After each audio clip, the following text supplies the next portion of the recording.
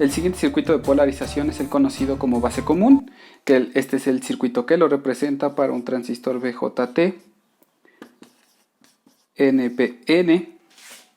y su análisis se puede hacer de la manera que hemos venido manejando, solo con los cambios de que las mallas pasan a ser que la malla 1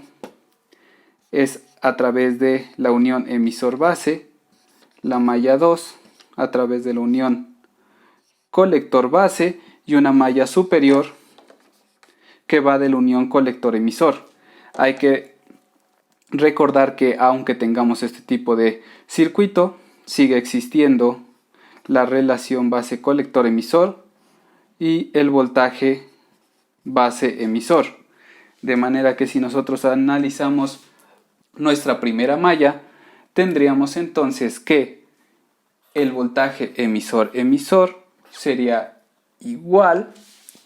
a el voltaje base-emisor más el voltaje de la resistencia de emisor para nuestra malla número 1. Para la malla número 2 tendremos que el voltaje que hay entre colector y base va a ser VCC menos el voltaje de la resistencia de colector. Y para la malla número 2, que nos determinará el voltaje colector-emisor, tendremos que entonces el voltaje colector-emisor va a ser igual a el voltaje que hay de la fuente de emisor más el voltaje de VCC menos el voltaje de la resistencia de colector menos el voltaje de la resistencia de emisor. Ahora bien, hay que considerar que al tratarse de una polarización en base común, la relación de las corrientes queda solo que la corriente colector es aproximadamente igual a la corriente de emisor, o en su caso que alfa es la corriente colector